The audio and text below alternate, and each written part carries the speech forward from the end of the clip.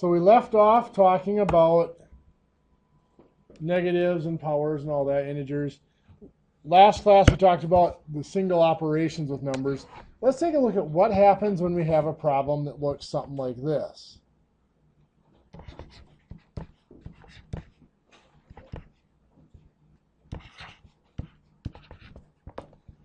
When we look at a problem like that, one might think, well, we read from left to right. We can do the math from left to right. Don't write this down, by the way. So 9 plus 7 is 16. 16 times 8 is 128. Subtract 3 is 125. Makes perfect sense, but it's not the right answer. There are other ways we could look at that would make perfect sense. But how do we know which one is the way we need to do it? Which is the one right answer? I mentioned a little bit last class, there's more than one way to get to the answer, but there is only one correct answer. Well, in math, to make that happen, we define something called the order of operations. Now, a lot of people think the order of operations are a set of steps, and that's not really what they are. What they are levels of priority.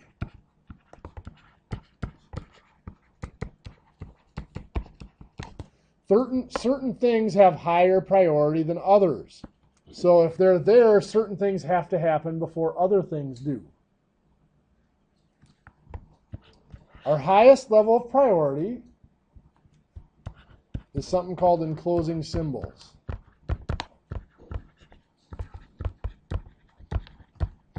Now, many of us have heard this as just referring to parentheses, and that's one type of enclosing symbol.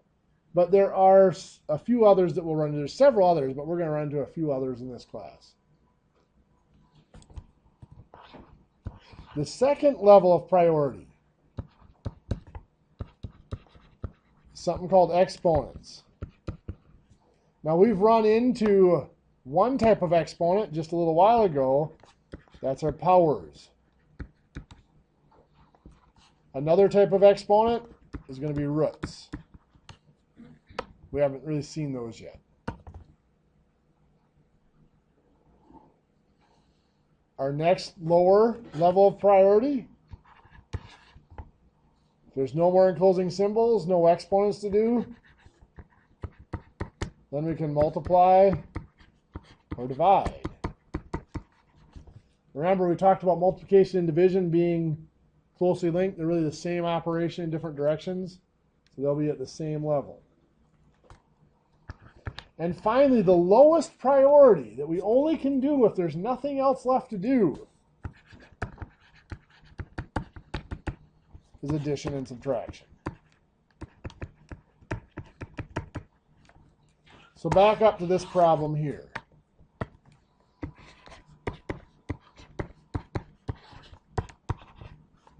I'm going to cross that off because that is wrong. According to our order of operations, are there any enclosing symbols? No. Any exponents? No. Multiplication or division? Yes. 7 times 8, which is 56. Now you notice what I'm doing is I'm taking out the 7 times 8 and I'm replacing it with 56. Everything else is going to stay exactly the same. We have the plus and the 9 out front, minus 3 behind it. Any other multiplication or division? No.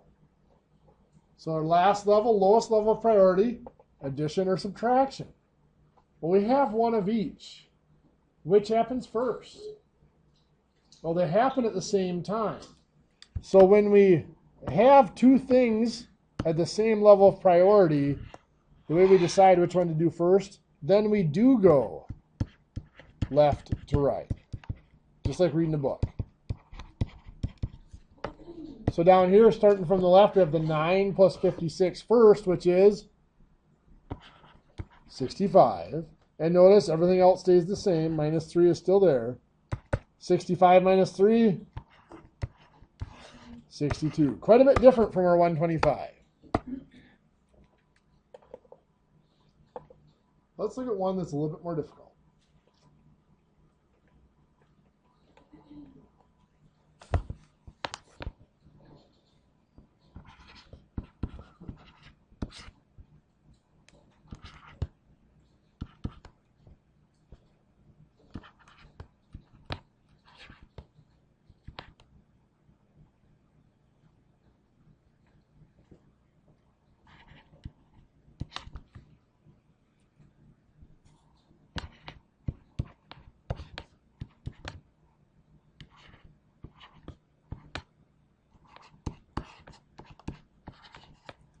So this one here is a little bit more difficult.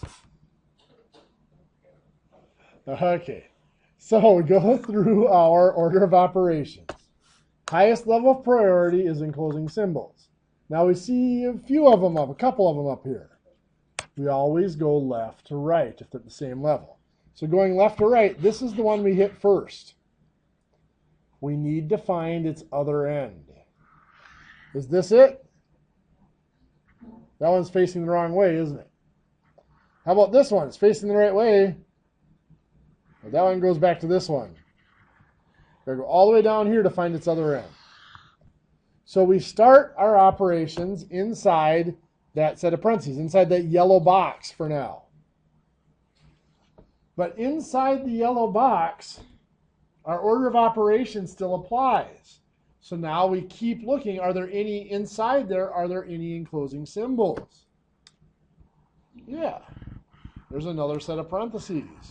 So now we narrow our work down to that blue box. Inside there, are there any other enclosing symbols?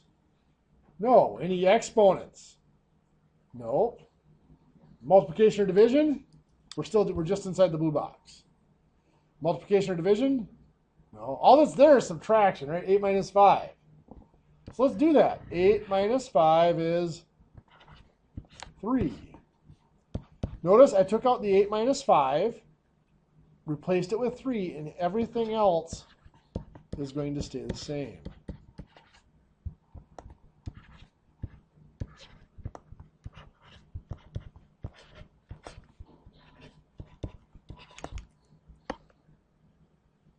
Now we're still looking at this parentheses here, but everything that's in there has been reduced to a single number. Whenever we've taken what's in enclosing symbols and reduce it to a single number, we can now get rid of the enclosing symbol. Sometimes, depending on the symbol, there's something we have to do. With parentheses, there is not. We can just get rid of them. So I'm just going to write this without the parentheses.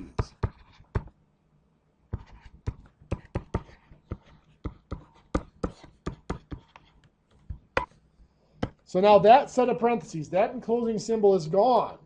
So now we're back out to this larger set, the yellow box here that we had.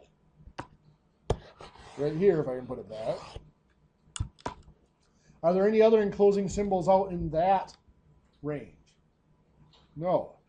Exponents. Yes, there are. 2 squared. 2 squared, of course, means 2 times 2, which is 4. Good. Now, I'm going to take a shortcut here, just to save time and space. I take out the 2 squared and I replace it with 4. If you're trying to keep up on your notes, rewriting the whole problem, what I'll tell you is this. If you want to go back on the recording later and pause it and write it out, you can do that. But for our sake and time for the class, I'm just going to start erasing and replacing. I'll recopy it every few steps as things start to get messy. So I did my exponent there. Are there any other exponents inside that box? No. So we go to the next level, multiplication and division. Yeah, there's a few of them, so we're going to go left to right. We have the 5 times 2, which is 10. So I'm going to take out the 5 times 2. Replace it with 10. What's next? Okay, now there's a good question. Is that a negative 3 times 3? Or is it minus a 3 times 3? And the answer is yes. I can treat it either as negative 3 times 3 and get a negative 9. Or I can get it as, treat it as subtracting a 3 times 3 and get subtracting a 9. Let me show you the difference. Let me show you how that works. If I treat it as, what was in front of that? 10, okay. If I treat it like this, as a negative 3 times a 3, what I get here is 10 plus a negative 9. If I treat it as minus 3 times 3,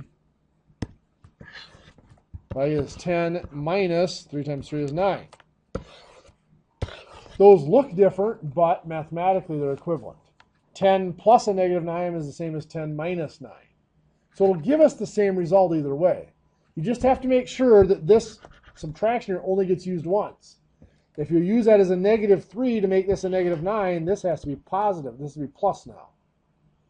Because in order to use that as a negative 3, technically what you're doing is this. You're saying, okay, I'm going to make that plus a negative 3. So now the negative 3 is there, and this is plus in front of it. So whatever way works for you, I find people make a lot fewer mistakes at this point if we leave it as just subtraction. So this is going to be 3 times 3, which is 9. Any more multiplication or division? No. So now we can do addition and subtraction, going left to right.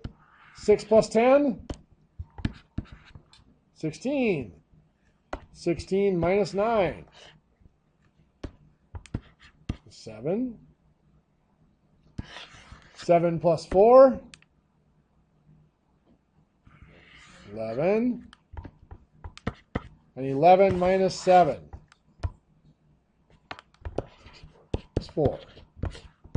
So everything that was in the parentheses now is reduced to a 4, which means I can get rid of the parentheses.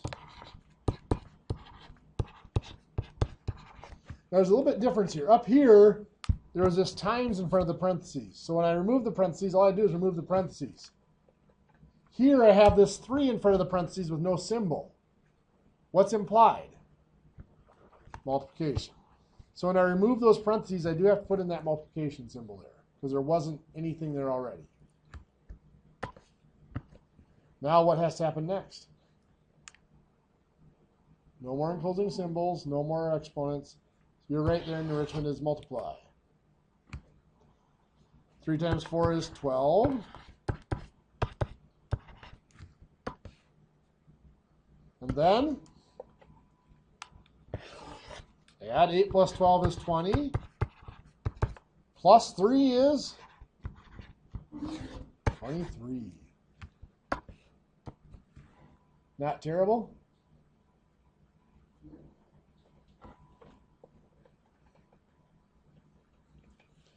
Not until I do this.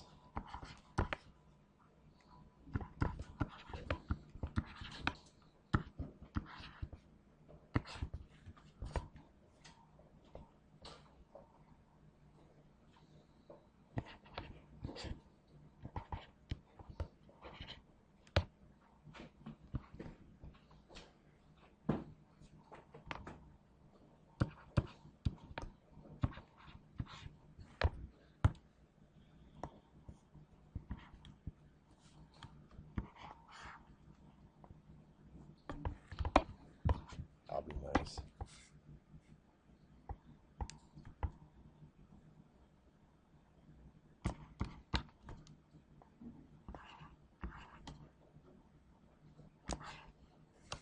Try that one in your notes. If you're not done, I apologize. Let's go ahead and take a look at what we need to do here. We have enclosing symbols right here. Inside them, we have another set of enclosing symbols. So we're going to start inside that innermost yellow box. And in there, what has to be combined first? Yeah, the multiplication. 3 times 8 is 24. Now I can do the 4 times 5, which is 20. So I'm going to erase that and put in 20. What's next? 24 minus 20 is 4. Okay. Now I've reduced what's in the parentheses to a single number. I can get rid of the parentheses. What do I have to remember? Put in multiplication. Good. Now I'm out to doing this outer set of parentheses. What do I have to do first? I have to do the 2 squared. Good. 2 squared, which is 4. Now I'm going to treat this as, I do the 5 times 4 first, which is 20. I'm going to treat this as 4 times 4, which is 16. And 20 minus 16 is 4. So now I've reduced what was in that parentheses to a single number. I can get rid of the parentheses. I have to remember again to put in my multiplication. Now what's next? 3 times 8 is 24. And then 2 times 4 is 8. And now it's just adding and subtracting. 7 times 24 is 31. Minus 8 is 23. Some have figured out if you enter it in your calculator exactly as it appears in the problem, it does work out. Some of your calculators are a little quirky and they don't work, but if you have like the TI-30, the Casio FX, and the Sharp, we'll all do it if you enter it in there exactly as it appears in the problem.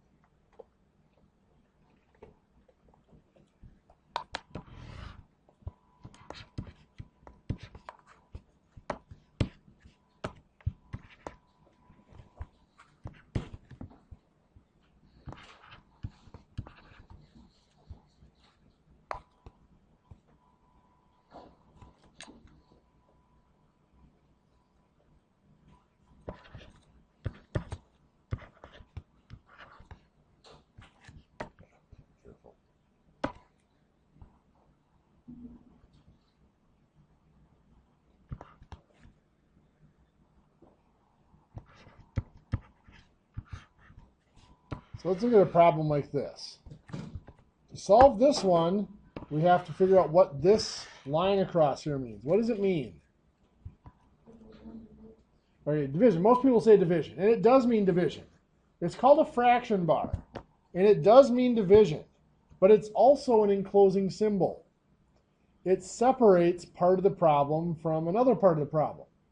It's telling us that we have to do everything that's on top first, then do everything on bottom, then divide them. So let's go ahead and do everything on top first.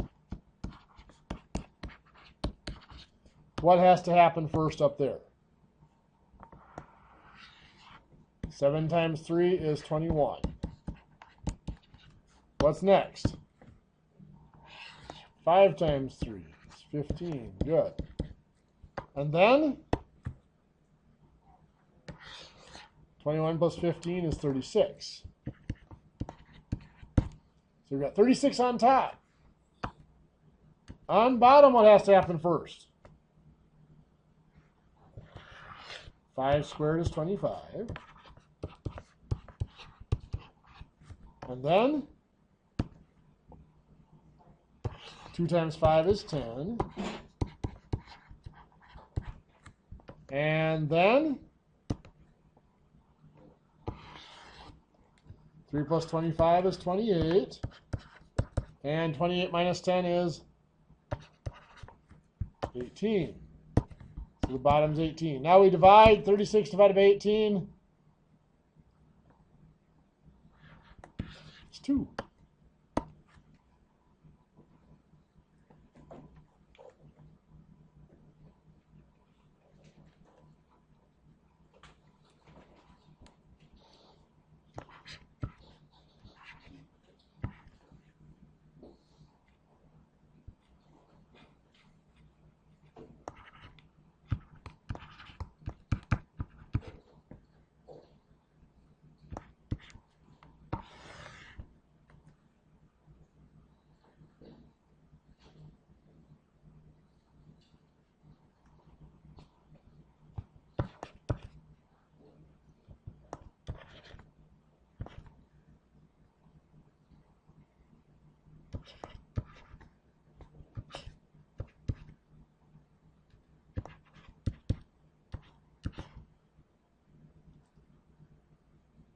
Try that one in your notes.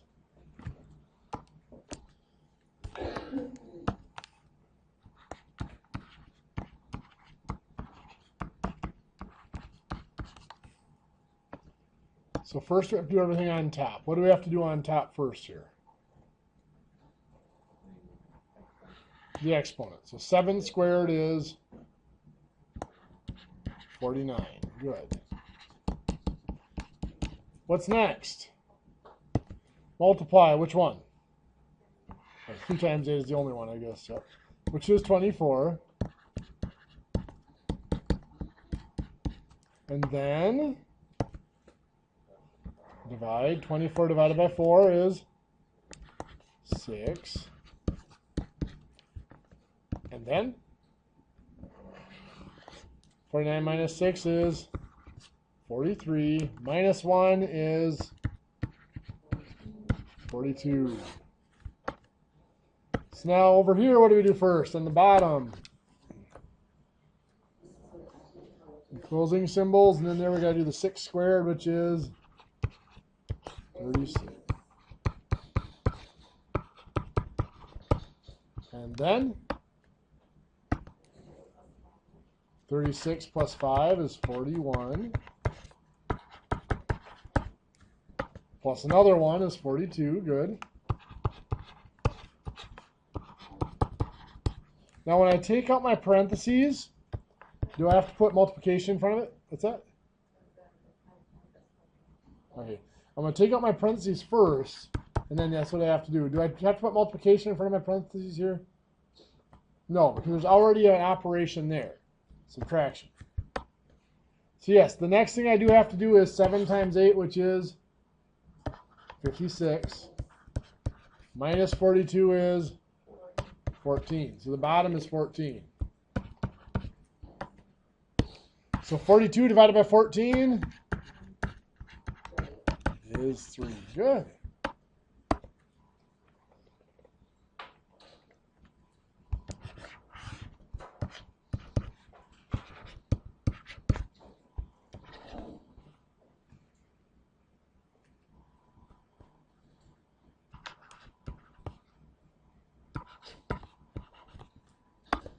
Looking at this problem here, I see that square root, that radical, square root, but there's stuff inside of it. In this case, that square root sign is also serving as an enclosing symbol. It's separating out all the stuff that's inside here. So that means I have to do that part first. So inside there, what has to happen first? 9 times 7 is 63. And then 1 plus 63 is 64. Good. Now, just like with my parentheses, once I'm down to a single number, I can get rid of that enclosing symbol. But since this is a square root or a radical, there's something I have to do when I take it out. So when I get rid of that symbol, I actually have to perform the square root. What is the square root of 64? 8. Good. Now the 3 was in front of it with no operation. Just like parentheses, I have to put in multiplication. Now I just have subtraction and multiplication, so I'm going to multiply first. 5 times 7 here is 35. Moving left to right, next is the 3 times 8. 24. 35 minus 24 is 11. What do you think? Good stuff? Okay. I'm getting the feeling that you guys have had enough for the night. So, due for Tuesday is homework 1. Obviously, if the textbooks don't come in Richmond, we'll extend that for everybody so you guys have time to get it done. But if you have a textbook and you haven't registered for my math lab yet, get that done right away. I'll be here till 5:20, so if you here in Rice Lake, the computer lab next door is open for us. New Richmond, they said they should have a computer lab in the library open. So if you want to try to do that if you need to, I'll be here to answer questions. Otherwise, you guys have a good weekend.